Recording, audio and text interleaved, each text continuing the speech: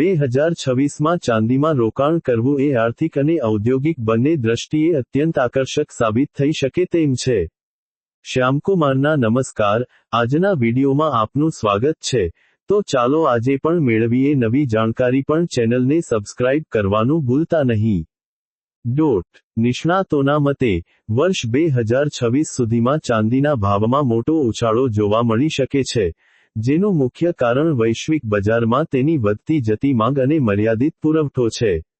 ખાસ કરીને solar energy, electric વાહનો (EVs) અને આર્ટિફિશિયલ ઇન્ટેલિજન્સ (AI) માટે જરૂરી સેમિકન્ડક્ટર્સમાં ચાંદીનો અનિવાર્ય ઉપયોગ તેને એક સ્ટ્રેટેજિક મેટલ બનાવે છે.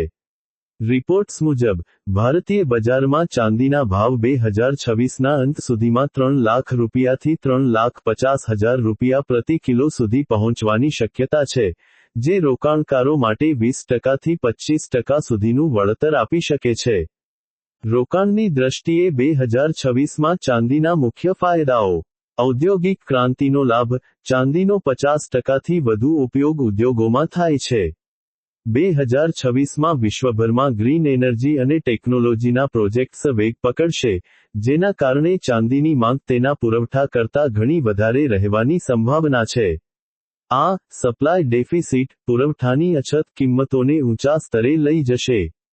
સોના કરતાં વધુ વળતરની ક્ષમતા.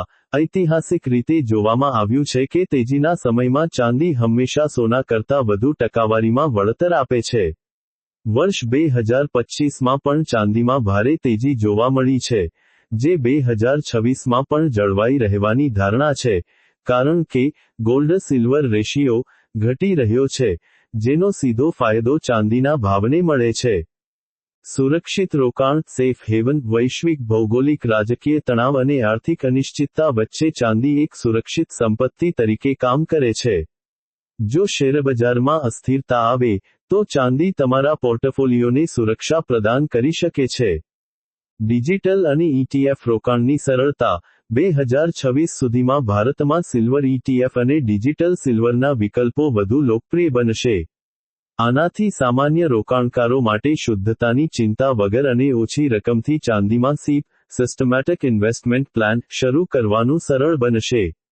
જો તમે લાંબા ગાળા માટે સ્થિર અને ઊંચા વળતરની આશા રાખતા હોવ, તો 2026નું વર્ષ ચાંદીમાં રોકાણ કરવા માટે એક નિર્ણાયક વર્ષ સાબિત થઈ શકે છે.